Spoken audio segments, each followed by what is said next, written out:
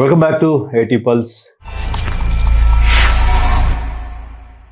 Congress party అంటే కాంగ్రెస్లో కీలకంగా వ్యవహరిస్తున్న రాహుల్ గాంధీ గారితో ఆయన విమర్శిస్తున్న విధానం కానీ, అలాగే కాంగ్రెస్ పార్టీ కార్యకర్తలు కూడా మొన్న ఇంపాక్ట్ సదస్సు సంబంధించి ఢిల్లీలో అర్ధనగ్న ప్రదర్శన, భారత్ పరువు తీయాలని అనుకుంటే, భారత్ పరువు అంటే ఒక్క ప్రధాని మోదీ పరువు కాదు, భారతీయులందరి పరువు కదా.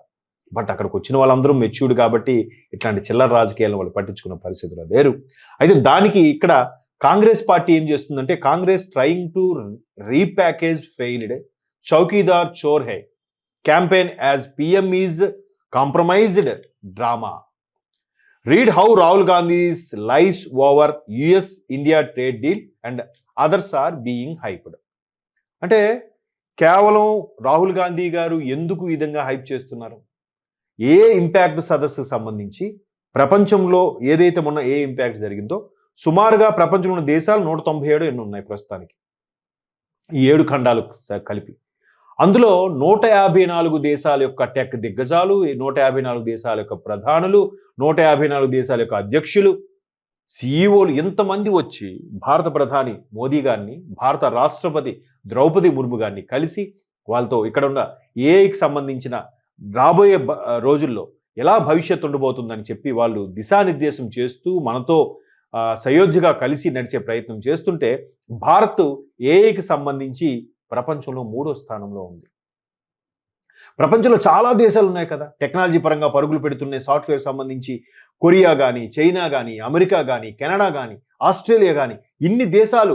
ఆఖరికి మీకు తెలుసో తెలీదో, యువతలో టెక్కి సంబంధించి బాగా అనలైజ్ చేసే దమ్ము ఆఫ్ఘనిస్తాన్ యువతకు కూడా ఎక్కువ ఉందంట, ఒక సర్వేలో తెలియదు. కాకపోతే అక్కడ వనరులు సరిగ్గా సమకూరడం వల్ల వాళ్ళు తొక్కివేయబడుతున్నారు. బట్ ఆఫ్ఘనిస్తాన్ యాప్ లేటెస్ట్గా వచ్చే యాప్స్కి సంబంధించి వాళ్ళ దగ్గర చాలామంది నిష్ణాతులు ఉన్నారంట.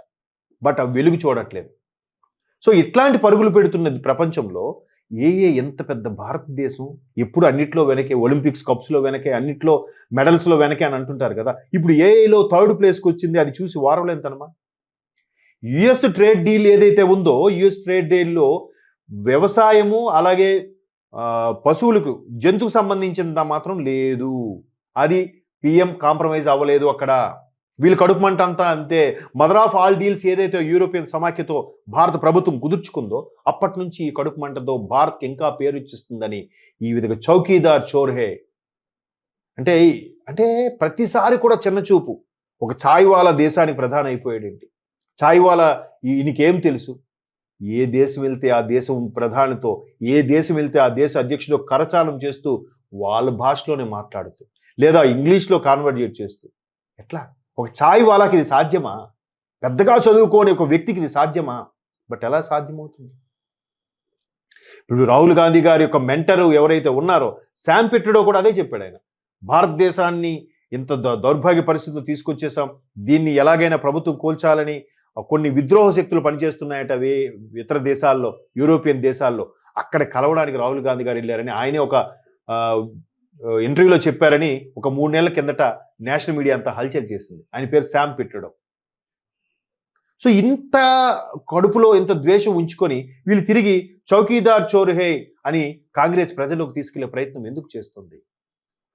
ఎందుకు భారతదేశ పరువు తీయాలని చెప్పి అర్ధనగ్న ప్రదర్శనలో చొక్కాలు విప్పి ఎందుకు తిరిగే ప్రయత్నం చేస్తుంది? అంటే కేవలం మోదీ గారు పరువు పోతే మీకు హ్యాపీయా? తద్వారా యావత్ 140 కోట్ల భారతీయుల పరువు పోయినట్టు కాదా? అందులో మీరు లేరా? రేపొద్దున అదే 140 కోట్ల మందికి కూడా మీరు ఓట్లు కావాలని అర్థించరా? ఇదంతా కూడా క్లియర్గా పవర్ హంగ్రీ పాలిటిక్స్. ఇక్కడ అదే మెన్షన్ చేశారు. Power hungry politics of the Indian national Congress blurred the lines between it's animosity towards the Bharatiya Janata party and the national it self.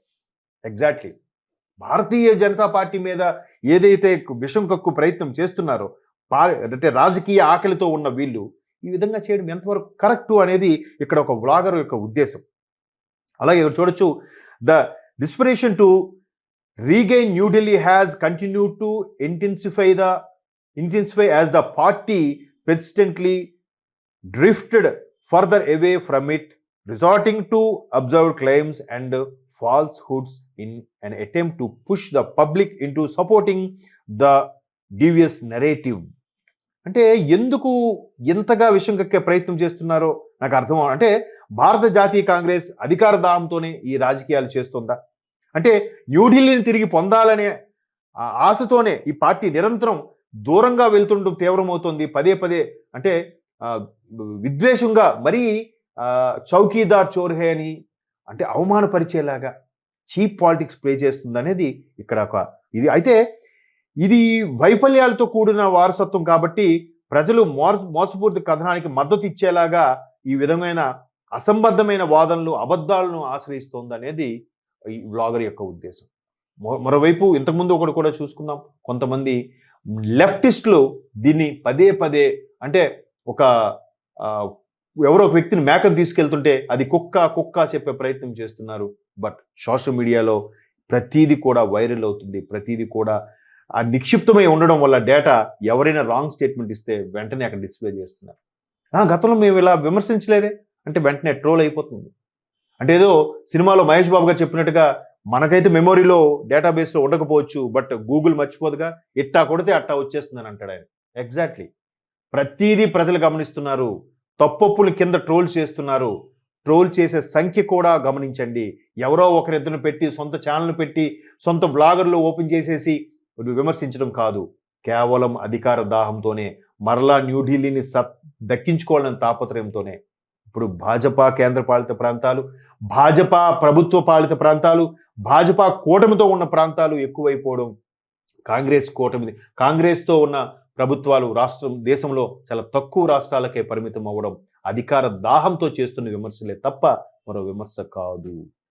ఇప్పుడు ఒక్కసారి ఏదైతే యుఎస్ ట్రేడ్ డీల్ జరిగిందో అని విమర్శిస్తున్నారో, రాజీ పడ్డారు, దాసోహం అయిపోయారని విమర్శిస్తున్నారో, ఇక్కడ ఒక్కసారి గమనిస్తే సుంకం ఒక్కసారి తగ్గాయిగా.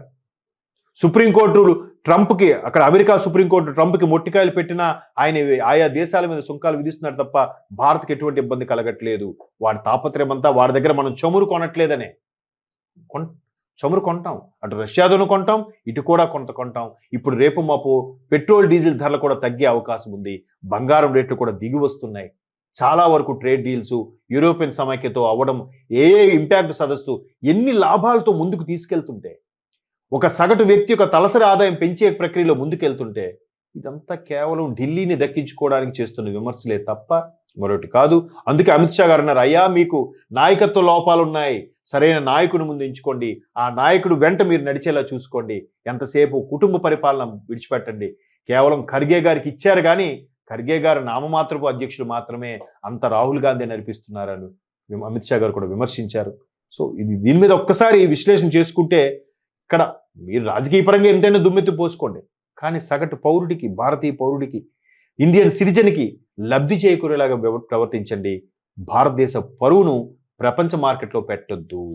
అది ఇక్కడ ఒక సారాంశం.